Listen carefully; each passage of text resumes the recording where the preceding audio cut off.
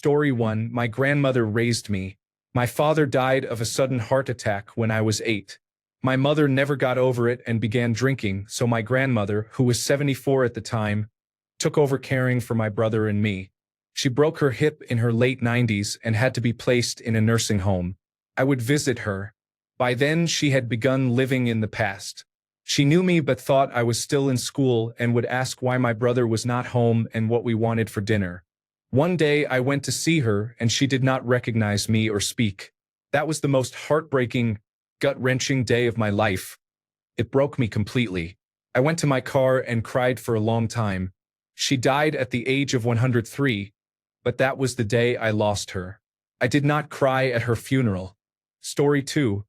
I cared for my brother for 3 years. He had end-stage renal failure. He was a non-compliant patient and I often had to remind him to eat properly, take his medications, and bathe. After a while, I had to clean him when he soiled himself, take him to the hospital several times a week, and transport him to dialysis.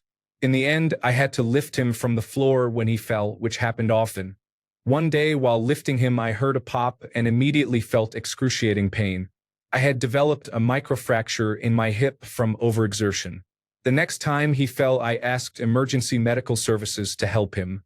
I had no choice. When I visited, he begged me to bring him home, but I could not. It broke my heart to hear him beg to leave.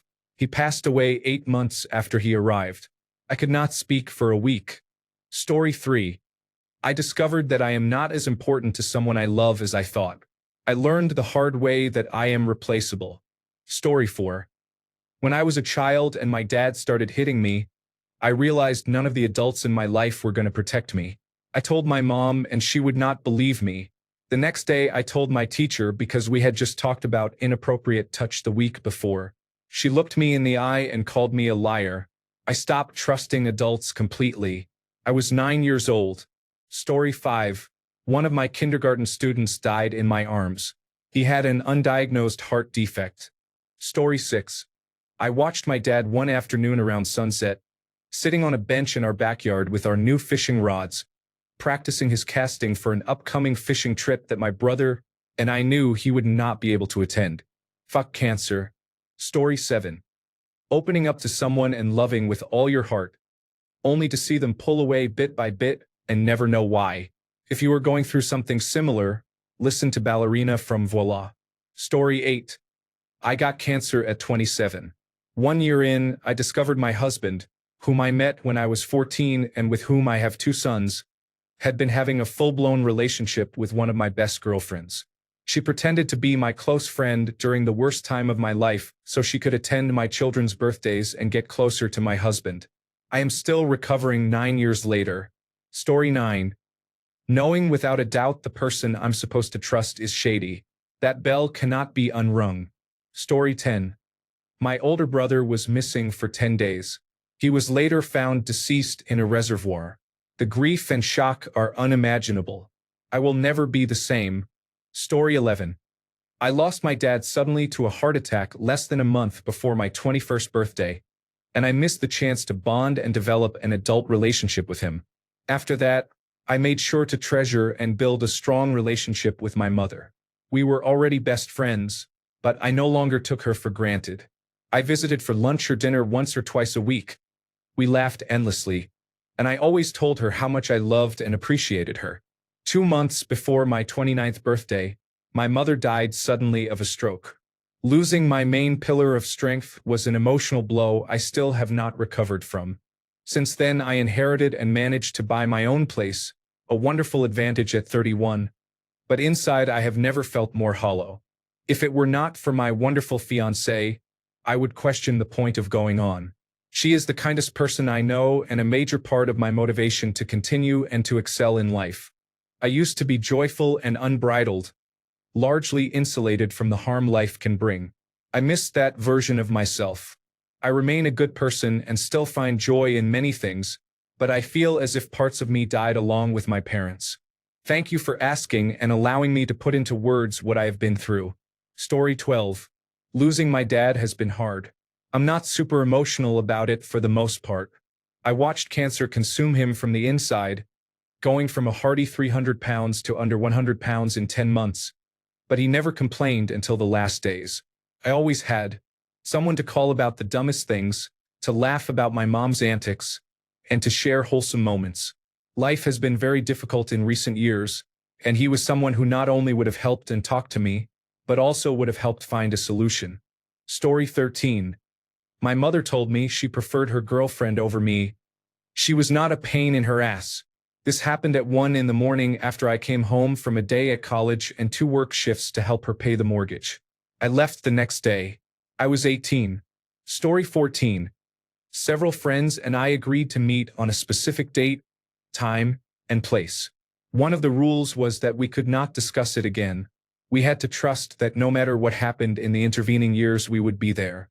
I made personalized gifts for each person and waited in the foggy park for 2 hours after the agreed time. Finally, I called one of the couples. They were not coming. They had told the others they could not make it, so the other couples decided not to come either. Nobody told me. I was furious with them. Story 15. My little brother almost killed himself because of the hatred of others. He is one of my best friends and would never hurt a fly. He was only 12. Other kids at school beat him up almost daily. He was pantsed multiple times and called names. There were too many incidents to list, including various physical and sexual assaults. Teachers did nothing. My mother could only do so much. He tried to hang himself. He had slid a note under my door saying he was sorry. It was only by luck that I woke up wanting water at 3 a.m., stepped on the note, and rushed to his room, where he was hanging in his closet. He had been hanging for maybe a minute and was just losing consciousness. He fought me as I took him down, crying. He was so small and so innocent. I still cannot imagine the kind of person it takes to dehumanize a kid like that, no matter how old they are. It shattered my heart to see him like that. I felt so helpless. He is doing much better these days. I am glad we got out of that place, that he received help, and that he learned to love himself. I am so grateful I woke up that night. I cannot imagine what would have happened. Story 16. When I found out that my husband had tried to get 2 other women pregnant a few days after my miscarriage. Story 17. When I came to the realization that my hearing would never be restored and that I would hear ringing in my ears for the rest of my life. Story 18. When my husband and I became pregnant for the first time, we were beyond excited and planning the future. At our 10-week appointment and first ultrasound, we were told there was no heartbeat. A repeat ultrasound 2 weeks later showed the embryo had never developed a neural tube and there was no cardiac activity. It had essentially stopped developing for no reason they could determine, and a miscarriage was inevitable. My husband is usually very stoic and does not show much emotion. Seeing him cry with me broke my heart. To end on a better note, that was late October to early November last year. We became pregnant again fairly quickly, and we are 33 weeks with a healthy pregnancy so far. Story 19.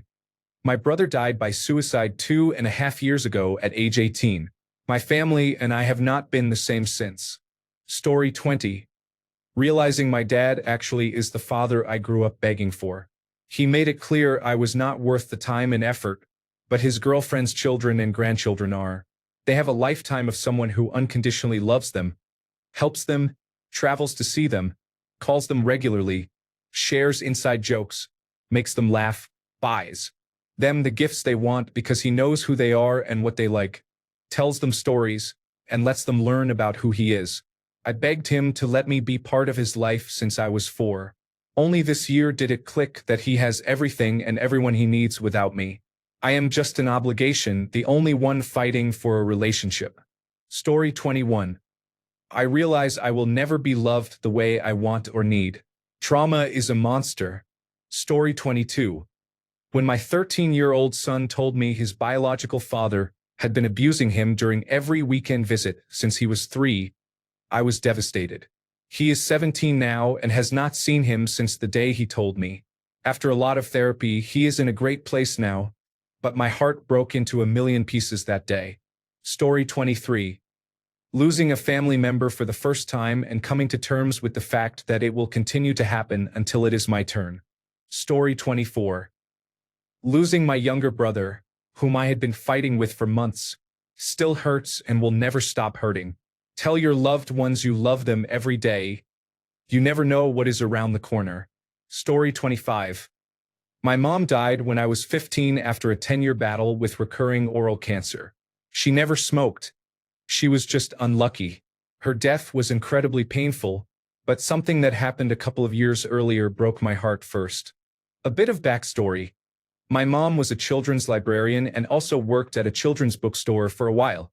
One of her favorite parts of the job was doing story time for the kids, where she would read to them and lead activities. For as long as I can remember, she read to my sister and me, sang us lullabies, and was always there with advice or encouragement. Words were a very important part of my life and were how she showed love. Then they had to remove her tongue. When she first told us, and once it registered that I would likely never hear her voice again, I completely broke down. She still managed to speak some. I believe nothing could have stopped her from trying. The night before her surgery, she made audio recordings for us. Personal messages, my favorite lullaby, and a couple of my sisters and my favorite picture books. I still have them and I am forever grateful they exist. Story 26. My cat died when I was 12. I found her in the morning in a bath of urine, completely limp on her favorite pillow. She was 20 years old and could no longer walk, stand, or even sit straight. The evening before, she had been dragging herself around the house as if searching for me. She lay on my lap for hours, and when I had to go to bed, she would not let go. She seemed to know what was coming and wanted to stay with me. I know this is not as bad as some other stories I have read. She was just a cat, but I never really recovered. Her name was Indy. Story 27. My husband suffered a severe traumatic brain injury over 10 years ago.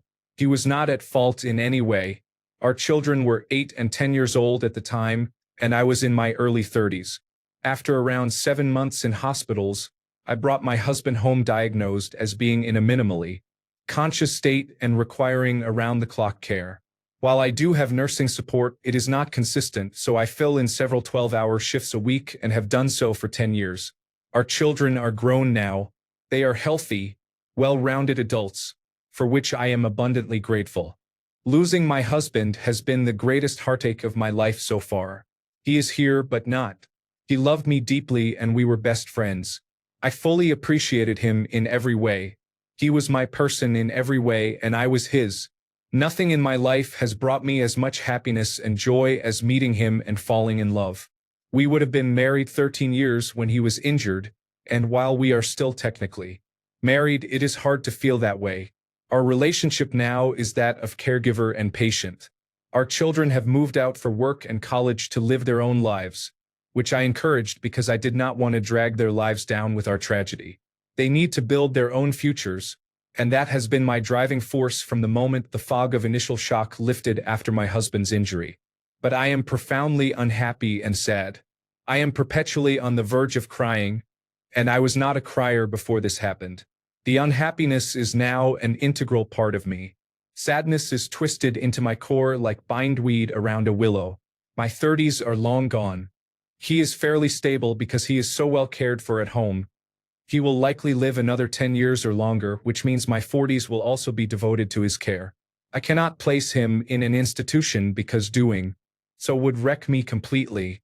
The internal conflict of watching my life fade day by day as I care for his body, the years falling away, never to be regained, while also wanting to give him the best care possible, is something I cannot allow myself to think about. It is too painful. I still love this man so much. I miss him desperately. I feel guilty for mourning my 30s and for being surprised by how much my face has aged. I am stuck in 2014, when the injury happened. I could write so much more, but this is already too long. Story 28. I lost my best friend and now realize all those happy memories were just a joke to him. Story 29. The news of my nephew's murder shattered me. I have experienced many deaths in my life, but this hurt me in ways I will likely never recover from. He would have been 7 this year. Story 30. Love is not enough. My father died by suicide a few years ago. He was a beloved member of the community and had 9 children who adored him. You cannot convince someone to stay just because you love them. Story 31. When my parents did not believe me after I told them I had been raped when I was a boy, I left the room and overheard them say that I was just seeking attention. Story 32. When my ex told me she and her family made fun of me behind my back, I could handle other people making fun of me, but knowing she was part of it made me feel a specific kind of loneliness. Story 33. Losing my mom when I was 14 changed me. I am 27 now, and it still hurts. I would do anything just to have one more hug from her. Story 34. There was a story in the news earlier this year about a middle-aged single father who had a heart attack and died at home. He and his toddler son were found a couple of weeks later, the child having starved to death. Even typing this makes me tear up. Story 35. I lost my dog. He was my best friend for 14 years. He died almost 2.5 years ago, and I still regularly break down in tears just thinking about him. Story 36. My heart pined for someone who did not feel the same way about me. Story 37. The ex-wife initiated the divorce via text in 4 long messages. Story 38. I married my college sweetheart after dating for 5 years. 6 months later, she had an affair. The affair lasted 8 months before I discovered it. My life fell to pieces. I decided to change things. I left the United States and moved abroad. After living in a foreign country for 2 years, I met a woman. We fell in love, and she was the thread that kept me sane and connected to society. After we married, I discovered my mother was battling cancer back in the United States. This was during the COVID-19 pandemic, which made traveling nearly impossible. I could not afford to travel, leave my wife behind, or quit my job. The next summer, I discovered my wife was having an affair with a businessman in Singapore. This crushed me to the point where I did not like being around people. Currently, my life is good.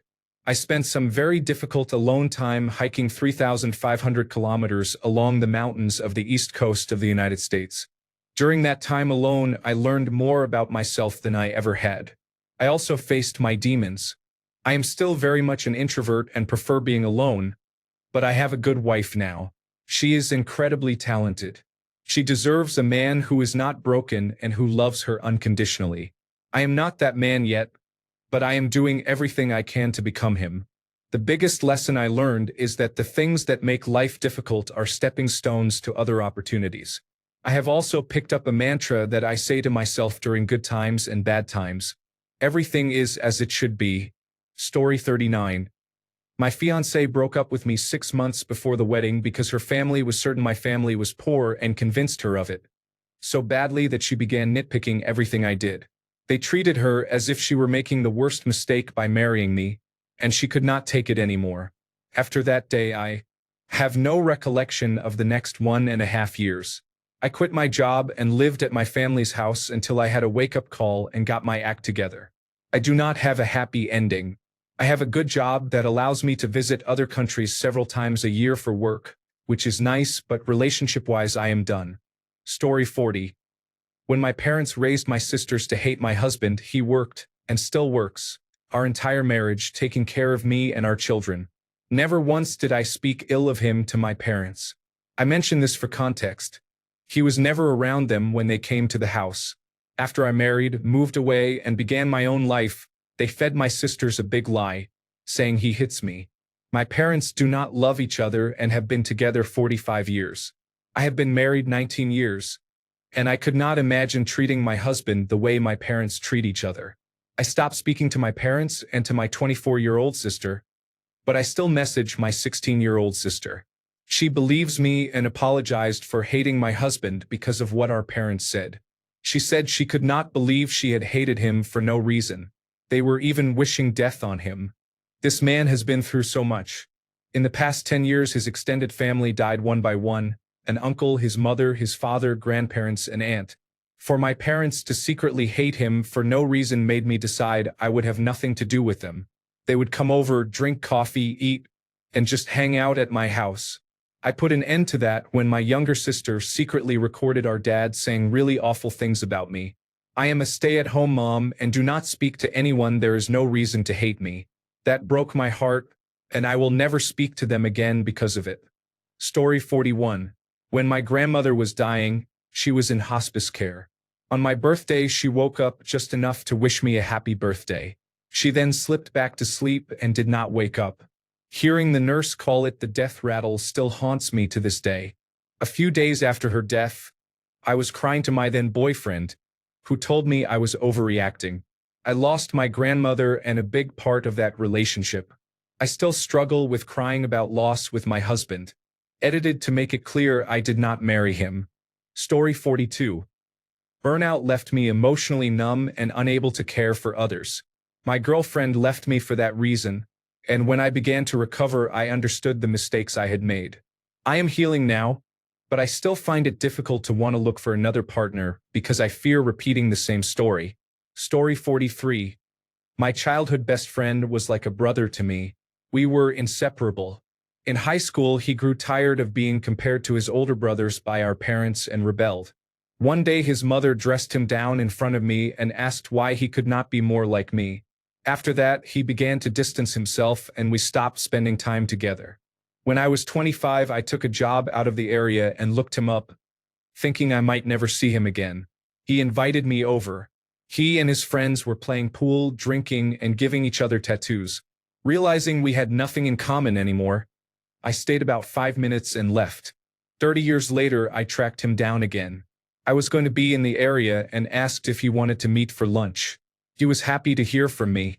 He was married and had 2 adult children. Despite looking worn from a hard life of bad luck and bad choices, it was like we were kids again. The same sweet guy I had palled around with reappeared. We vowed to be in each other's lives again. It was great to have him back. About a month later, one of his sisters called. He had gone out for a walk the night before and never returned. The next day, he was found dead in the parking lot of a nearby office complex. The autopsy and security footage told the story.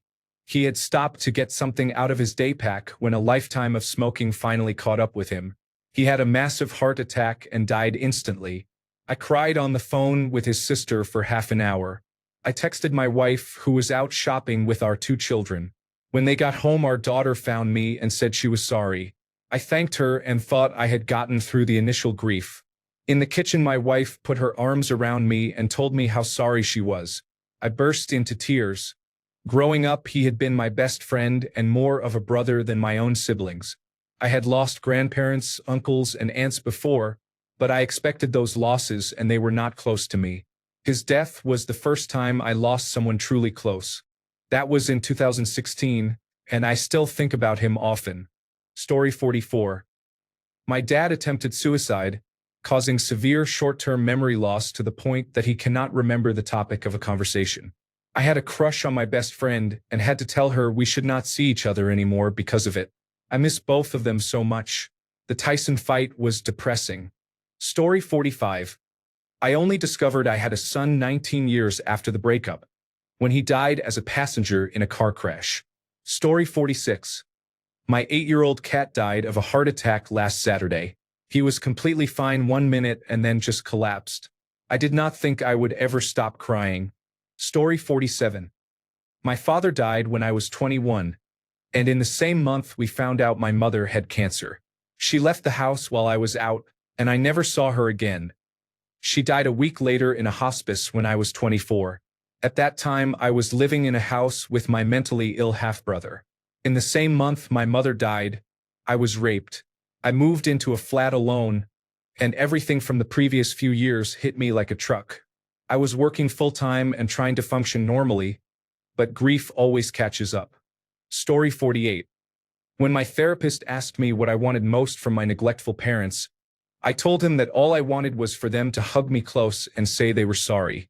I wanted them to tell me they had tried and, even though they had messed up, they could acknowledge that they were human too. My therapist leaned forward, looked me in the eyes and said, "I'm so sorry. That will never happen." That stayed with me for a while because it was the sudden realization that my parents would never change unless they wanted to themselves. It was something I had subconsciously known my whole life, but I did not want it to be true.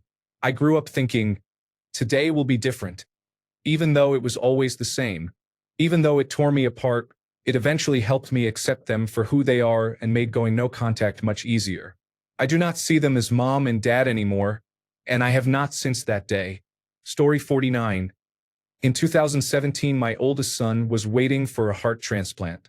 Around us were 5 other families with their children, all waiting for the same thing. We became a family, taking care of and supporting one another. Of the 6 children, my son is the only one left alive. 5 of those children died while waiting.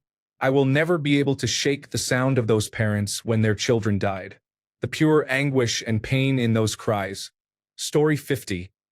I lost my husband, who was a family man, to another woman. He stopped caring about me and our children and acted like a completely different person. My heart breaks for our children. Story 51. I learned that the man I trusted to adopt me from a broken family never actually wanted to help me. He groomed me to be his sex slave, and when I reported his abuse, all the love he claimed for me evaporated like a tiny puddle on a hot day. I was so convinced his love was real that I believed he would bow his head in guilty acknowledgement and accept the charges when I reported him.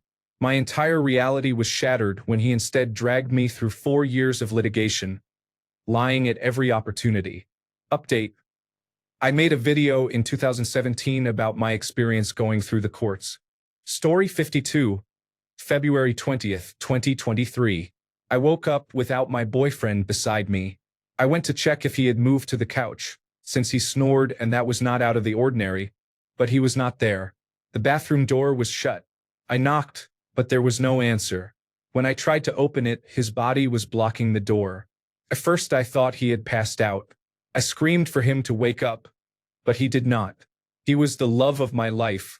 My heart completely broke, and I have not been the same since. Story 53.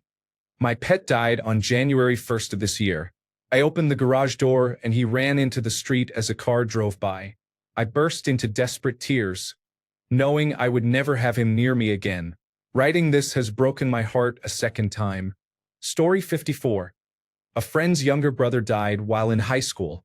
Hearing their mother at the funeral, I finally understood what crying like a wounded animal sounded like. It was painful. Story 55. When my rabbit died 5 years ago, it hurt more than any other loss in my life. I am almost 50. I lost my mother when I was a child, my father when I was a young adult, an aunt, and all my grandparents, but nothing hurt like losing my rabbit. Story 56. Getting cheated on when you're head over heels with someone is devastating. I don't think I have recovered. I really can't trust anyone like that anymore. I try, but I can't. I love so hard. It's absolutely terrifying to think of this happening again. This is why I'm single. Story 57. At the time, my girlfriend was 17 years old and scrolling Facebook when she stumbled on a random shock video of a cat having a bath. She commented on how cute the cat was just as the person recording set the cat on fire. She threw her phone and immediately started crying. Took a while to calm her down, and she took a long time before using social media again. She is a big animal lover and had never seen shock content before, so it was devastating. 10 years later, I still think about that time, the betrayal and pain my wife felt in that moment. It still fucking hurts to remember. Story 58. Divorce after 24 years and some change. The fact that he betrayed me in the divorce papers, where I received nothing despite contributing financially to the marriage for many years, continues to break my heart every day. Story 59. I stupidly married a narcissistic, abusive man. At the wedding, we asked for money instead of gifts to pay for our honeymoon. After the wedding, when I went to book the honeymoon, he told me he could not think of anything worse than spending a week alone with me. He took the money and spent the week I had booked off work drinking with his friends. I divorced him shortly after. In a way, I am glad he said it because it opened my eyes to how much I had been under his spell and gave me the push I needed to leave. But it really hurt. Story 60. My late wife told me it was okay to divorce her when she got cancer. Story 61. I had a friend I texted sporadically. She was in a polyamorous relationship with a man who did not like how much we were talking, so she cut me out of her life. I have no idea why, but that changed me. Story 62. The son of a good friend struggled with depression and anxiety. He was 19 and uncertain about his future. He enlisted in the Navy, which made everyone proud. He was days away from leaving when he went to sleep on Christmas Eve. The next morning his mother found him cold to the touch and he did not wake up. At first it was thought to be suicide, but later it was determined he had taken a Xanax pill obtained from a dealer that was laced with fentanyl. My friend never recovered and eventually took his own life. Story 63. I finally accepted that she never loved me or cared that much about me, regardless of how badly I wanted her to. Story 64. My wife told me to just leave and not come back when she was pregnant. I may have had it coming because I was rarely around at the time, but I was trying to make sure we had enough to prepare a nursery for two while I was still attending college. I had never felt so broken. She knew it when I broke down crying in our car. Story 65. My husband and best friend, whom I had known since we were 12, died suddenly when our baby was 8 months old. I broke then, and I broke again years later when that baby became a teenage boy, the spitting image of his father. He sobbed on my shoulder as he realized what he had missed out on in life. Story 66. Pining for someone who is clearly not interested in me. The person I called a brother for 80% of my life suddenly became a stranger. He did not even tell me he had already gone abroad. This left a hole in my heart that I do not know will ever be healed. Story 67. My fiancé of 7 years cheated on me. I was shocked and afraid of losing them, so I agreed to try a polyamorous relationship with both of them. It was awful. Every week there was a huge, exhausting argument. They cut me off after 2 months of trying to make it work.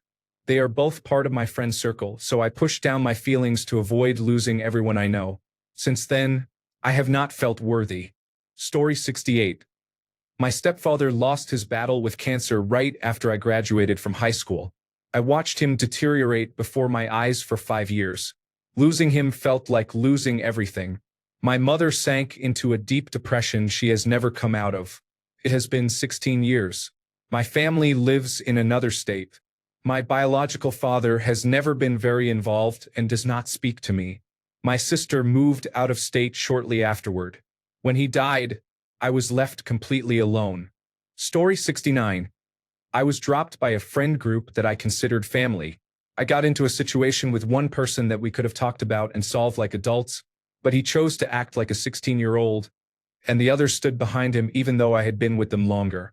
I fell into a deep depression and am still trying to recover. Story 70. An Amazon Prime truck ran over our dog on the driveway, jolting over large speed bumps while my husband and I were screaming at the driver to slow down. Losing my dog broke my heart, but losing her because of items bought from Amazon felt like twisting a knife. We had to stop and reassess our priorities and how we interact with the world. Story 71. When I lost my cat and best friend, I broke down completely. He was a young, beautiful black Norwegian forest cat, not even 5 years old, like a little bear. He had begun acting a bit lethargic over the weekend, which was also my wife's birthday. I wasn't home much to observe him. On Sunday night, I said we'd go to the vet. In the morning, he walked around a corner, made a horrible sound, seemed to have a seizure, and died in my arms. I had never cried so much in my life. He was so important to me.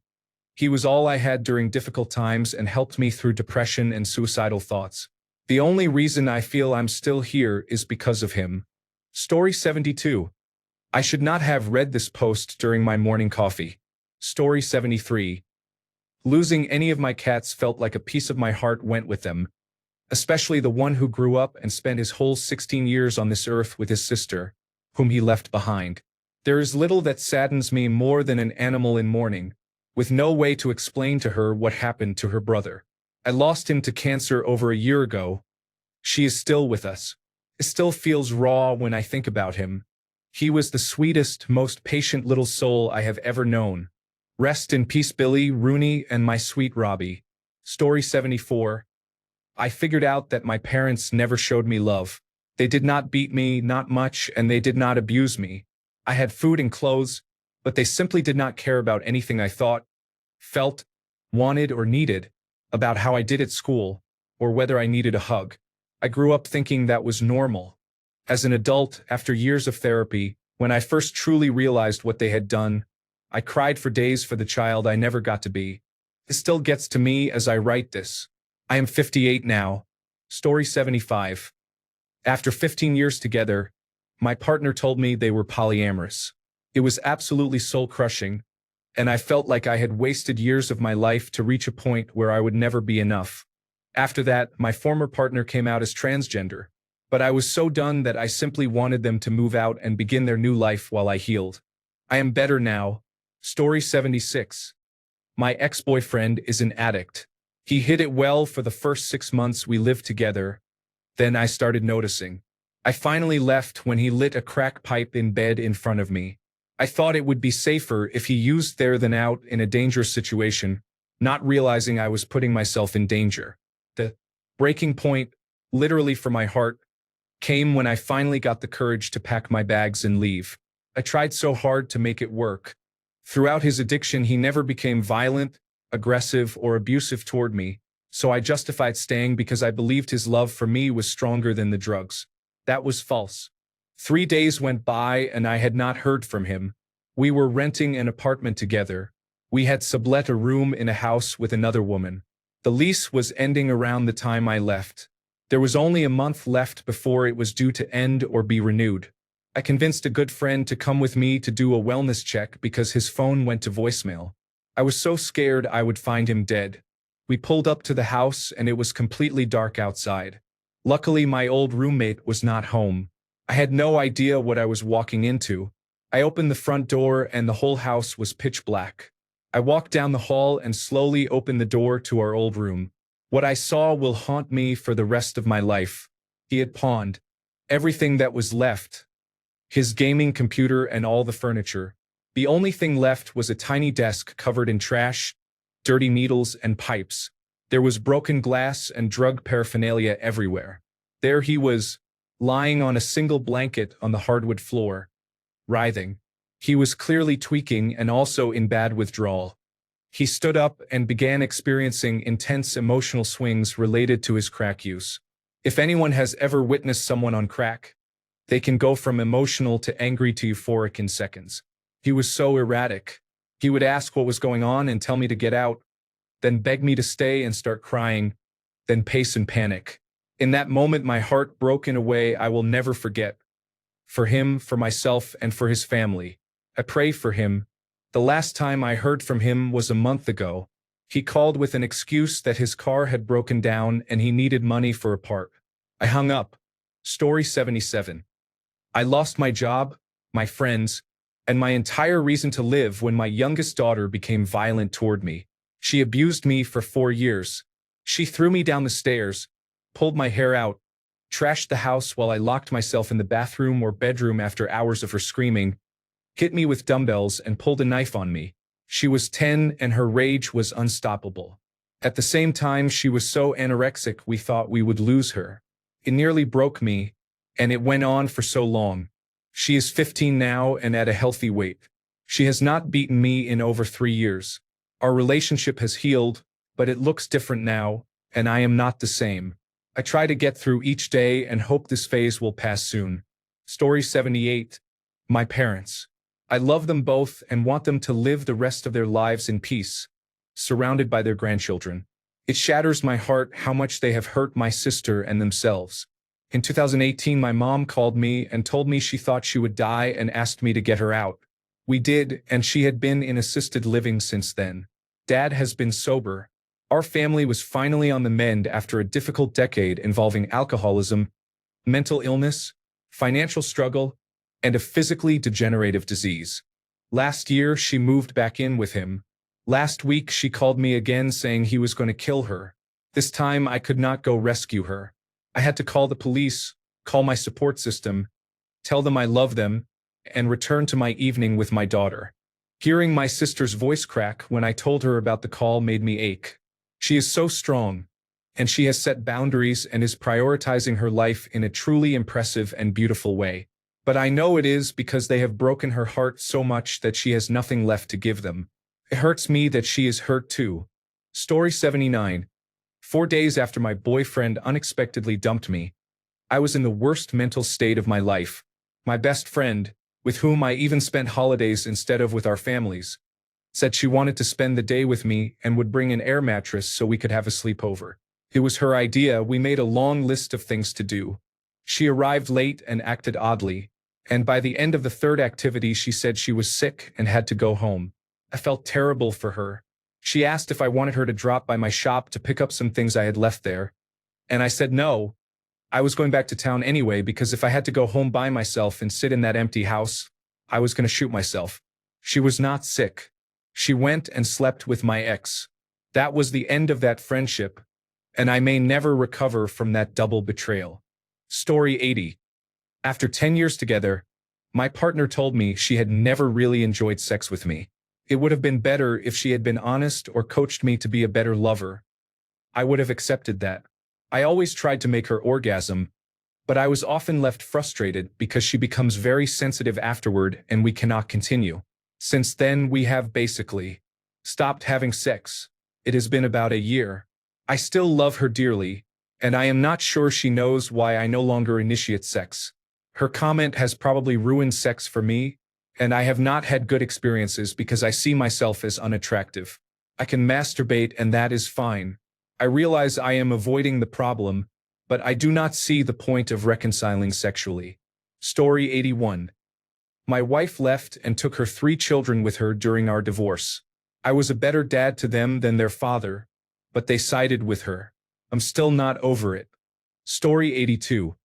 Growing up in church and hearing people speak about love, care, and kindness, I discovered many were judgmental, hypocritical, and self-centered. They profess one belief but act differently. They use the idea of God and the teachings of Jesus to enrich themselves socially and financially, to signal virtue, and to justify apathy while living self-centered lives. They embrace compliance, control, and a lack of personal accountability, excusing their behavior with slogans like, "Jesus saves." Story 83. My stepmother was kind of mean. I do not know if it was immaturity or her own issues, but her frustrations would explode onto me. When I was 14, she hit me for peeling vegetables too slowly. I was on the floor against the kitchen cupboards being kicked. I faced the door with my arms over my face. She had her back to the door, standing over me and kicking. My father opened the door carrying their youngest child, about 2 years old. He stood there for a few moments, then turned and walked out, closing the door. I had never told anyone what happened when we were alone. I daydreamed that if someone found out, I would be safe and loved again. Instead, a few days later, I was told it would be best if I left. I broke down twice. Even when people knew, no one stood up to love me or make me safe. I have never really talked about it. Story 84. One of my friends walked in front of a train to end his life. He left a long message on social media. Everyone posted on the thread and tried to call him. When I looked closer, it was a farewell scheduled to be auto-posted 15 minutes after the act. Story 85. I had a stroke in April 2024, 1 month before I was due to marry my partner. I have never been so afraid. I have had a rough couple of years, losing my grandparents and my dogs. I coached children's football teams, but they had to fold because of my health. My wife lost her previous partner at the end of 2019, with whom she has a son. I was terrified of putting them through that again, and I still fear it happening. I struggle to sleep at night thinking about it. We married in May despite my difficulties, and I am still recovering. Story 86. Losing my mother unexpectedly was the hardest thing I have faced. It is a pain that lingers. Story 87.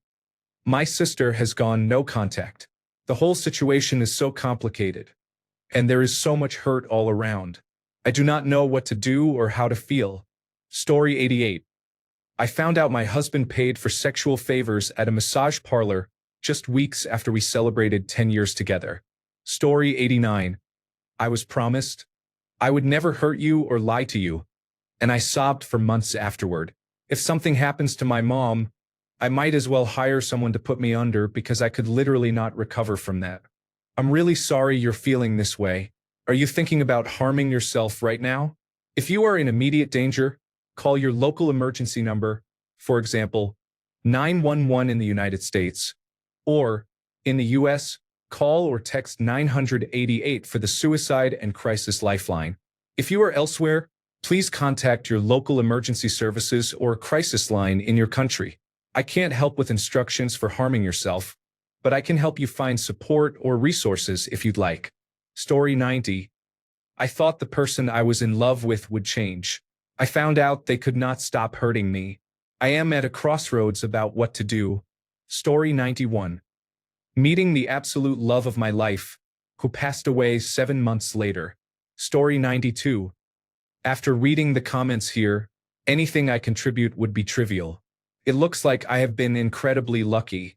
Be strong, people. Story 93. When I was 15, I watched my brothers leave for distant places, knowing I would never see them again. 14 years have passed, and I still have not met them. I lost my father when I was 6. My life has been difficult since birth, and I became accustomed to hardship. I have a heart of stone right now, but those 2 events are the only ones that truly affected me and made me cry. Nothing in life matters to me after them. Story 94. Family betrayal led me to remove them from my life. They could not care less. Story 95. When my mother told me she loved God more than she loved me after I said I did not believe in the cult she belongs to, we stopped speaking. We have not spoken in years. She is not allowed to talk to me. Losing me did not make her question the leader's crimes or her beliefs. Nothing breaks the heart like a mother throwing her child away as if they were trash. Story 96. My daughter began having mental health issues at about 14. She spent many years in and out of hospitals and group homes. In 2003, she finally got her own apartment. Things were not always good, and there were additional hospitalizations, but overall she seemed somewhat more stable. One evening, the police came to my front door and told me she had been found deceased earlier that day. There was enough evidence to show it was suicide. She was 34. When she was younger and things were very bad, I would tell her that as long as she was alive, it was always possible for life to get better. She could not handle it anymore. Story 97. My ex-wife and I married young and too quickly, but we were together 4 years. We tried for children the entire time and had 4 miscarriages. Near the end, neither of us was happy. We were on the verge of divorce but never truly communicated. Finally, we sat down one day and talked. Everything could have been fixed. We could have made it work. After hours of talking, we decided to try, and then she said she needed to be honest if this relationship was going to work. Those miscarriages were not miscarriages. She did not want children, so she had gone to Planned Parenthood each time. I told her either she was leaving or I was, but this was over. I packed my things and moved into a friend's spare room an hour later. I never looked back. It destroyed me. Story 98. I lost my beloved 20-year-old son to suicide. It is devastating every day 20 months later. Story 99. When I was a child, my cat was hit by a large truck. I witnessed the horrific scene as my pure white cat slowly turned red. Story 100. I had to tell my father about my mother's passing. They had been married for almost 50 years, and she was his entire world. Seeing the look in his eyes completely broke me. Story 101. A year ago, she left me for her ex. We were very happy. She meant the world to me, but she compared me to another man the entire time and never looked back after she left. I have not spoken to her in a year. He cheated on her and she did not care. It made me feel worthless. Thanks a bunch for sticking around till the end of the video. Remember to subscribe, and until next time, stay awesome and goodbye.